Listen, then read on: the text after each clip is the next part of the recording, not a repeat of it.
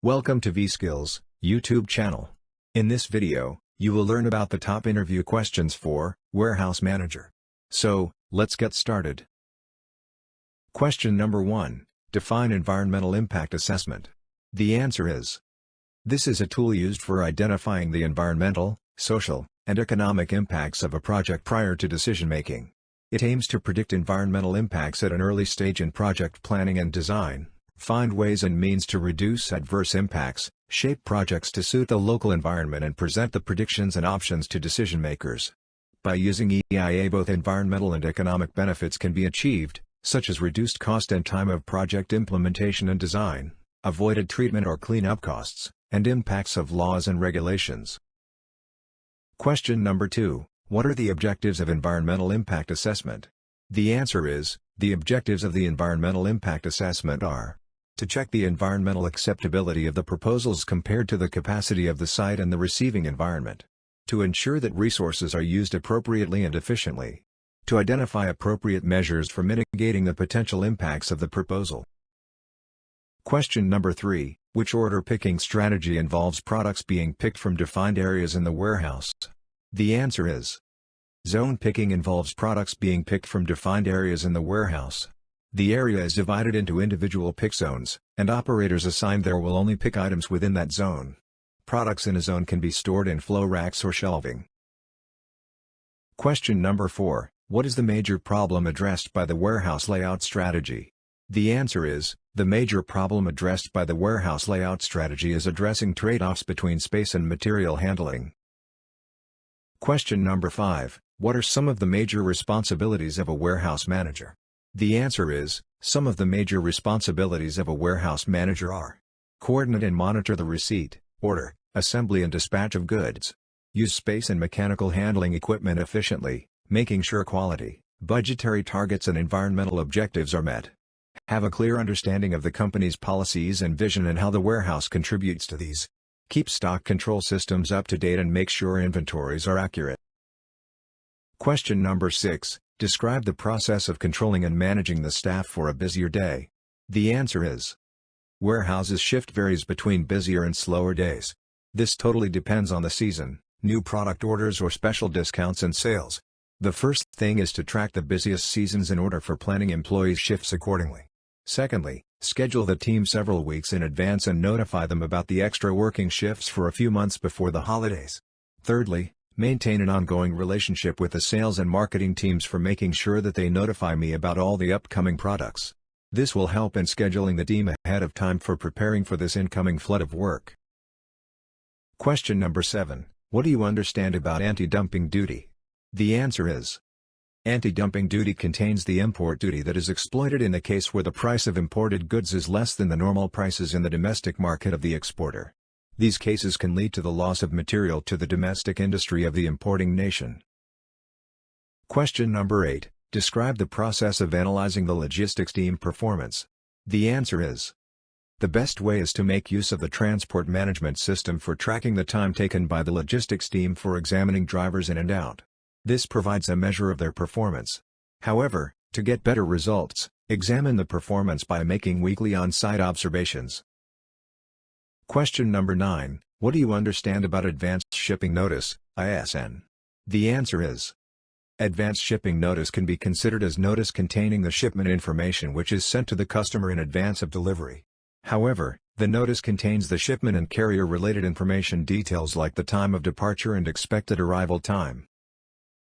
Question number 10. Suppose you get a message from a supplier that there will be a delay in their shipping. How will you handle this situation? The answer is: delays can take place from time to time.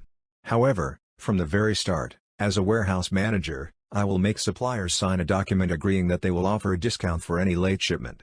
This will help in covering the loss caused by the delay. Further, if the supplier continues to delay for a second or third time, then it will result in terminating the services with them. Question number 11. What is the process of achieving maximum accuracy in inventory? The answer is: for getting the maximum accuracy, there are two procedure models. Firstly, stock-taking procedure provides an appropriate basis for planning and stock control procedures. This helps in examining the level of stock losses inside the business. Secondly, The counting procedure provides support in accounting for differences in stock quantities. Question number 12. According to you, what is the important thing in warehouse management? The answer is: safety is very important in warehouse management. This comes with wearing PPEs and using protective equipment to ensuring the health of warehouse employees. Moreover, it is also important for paying attention to warning signals and signs while working in the warehouse. There must be rules outlining how things should be done for ensuring safety in the warehouse. Question number 13. Define compliance labels. The answer is: compliance labels specify that a particular product complies with a standard set for that particular industry. These labels confirm that a product meets the specifications established by the applicable governing framework of the exporting or importing nations. Question number 14. Define real-time data warehousing. The answer is: this is used for capturing the business data whenever it appears. However, after the completion of business activity, the data will be available in the flow and become available for use instantly. Question number 15. What are the applications of data warehouse? The answer is: some applications are: firstly, financial services; secondly, banking services; thirdly, customer goods; then, retail sectors; lastly, controlled manufacturing. Question number 16. What do you understand about the term breaking the bulk? The answer is: breaking the bulk can be considered as a warehouse operation similar to consolidation, in which there is no execution of storage function. A break bulk operation receives combined customer orders from manufacturers and ships them to individual customers. This function requires sorting or splitting of individual orders in a warehouse in order for arranging local delivery. Question number 17. Explain the process of spot stocking. The answer is: under spot stocking, a selected amount of a firm's product line is put in a warehouse for filling customer orders during a critical marketing period. Rather than holding inventory in warehouse facilities on a year-round basis or shipping directly from manufacturing plants, delivery time can be substantially lowered by advanced inventory commitment to strategic markets. Further, the use of warehouse facilities for stock spotting helps in putting the inventories in a variety of markets. Question number 18. What is an assortment? The answer is: assortment operation helps to stock product combinations in anticipation of customer orders. The assortments may need multiple products from different manufacturers or special assortments as defined by customers. Question number 19. Can you describe the warehouse performs storage functions? The answer is: there are two types of storage actions performed. Firstly, planned storage. This is needed as planned for meeting the regular customer demand. Secondly, extended storage. This requires the storage of inventory in excess of normal warehouse operation. Some of the reasons for extended storage requirements are seasonal demand, erratic demand, discounts, speculative purchases, product conditioning, etc. Question number 20. Can you describe the way for measuring performance? The answer is: the most common performance measures are: firstly, handling productivity; secondly, space utilization; thirdly, accuracy; then, cycle time; lastly, cost in inventory. Question number 21. What are the challenges faced by a warehouse manager? The answer is: the challenges faced by a warehouse manager are: budget is always a constraint; constant struggle to bring down the operational costs; ensuring stock availability and shorter lead times to handle smaller, more frequent orders; the pressure of seasonal demand; dealing with availability and cost of labor; ever-increasing need for stock-keeping units due to variety in stock. Question number 22. Explain the warehouse design criteria. The answer is: warehouse design criteria address physical facility characteristics and product movement. The important factors for the design process are: firstly, the number of stories in the facility; secondly, height utilization; thirdly, product flow; lastly, the number of stories in the facility. Question number 23. What is movement continuity? The answer is: movement continuity means that it is better for a material handler or piece of handling equipment for making a longer move than to have a number of handlers make numerous, individual, short segments of the same move. However, exchanging the product between handlers or moving it from one piece of equipment to another wastes time and increases the potential for damage. Thus, as a general rule, fewer longer movements in the warehouse are preferred. Question number 24. Name the various types of warehouses. The answer is: different types of warehouses are private warehouses. This facility is owned and managed by the same enterprise that owns the merchandise handled and stored at the facility. Public warehouses. This is operated as an independent business offering a range of services such as storage, handling, and transportation on the basis of a fixed or variable fee. Contract warehouses. This has evolved from the public warehouse segment and provides benefits of both the private and public alternatives. Question number 25. What do you understand about factor rating?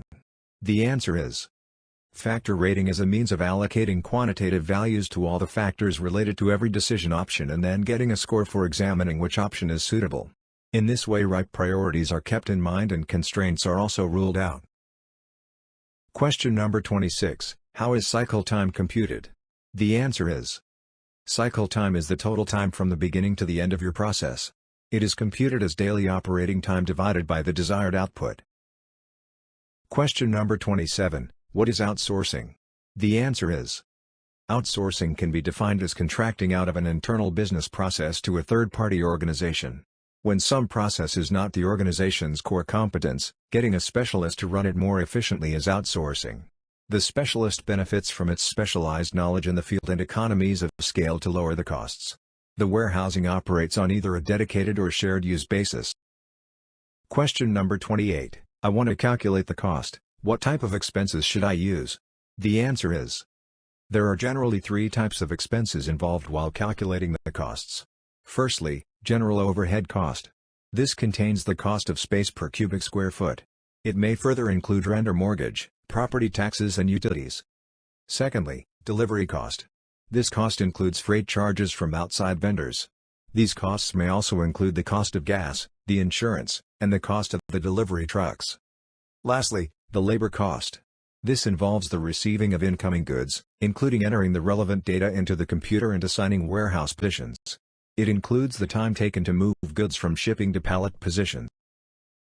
Question number 29. Define pallet and name the most used pallets in warehouses. The answer is: a pallet can be considered as a portable platform, with or without superstructure, for the assembly of a number of goods to form a unit load for handling and storage by mechanical means. They are widely used for the storage and transit of goods. The most used pallets in warehouses are flat pallets, post pallets, box pallets. Question number 30. Explain the various phases of warehouse design. The answer is: there are three phases. First, pre-engineering. It is important to identify the strategy of the company, both short and long term. It could be a storage facility, or a cross-docking facility, or a reverse logistics depot. Second, conceptual design. After the total storage space, one can decide how big this facility needs to be, and how much will it cost. Third, layout planning. This includes the layout design. How much manpower is required. Then begin with the investment and the analysis of the operating costs of the different alternatives. For more such videos, subscribe to our channel.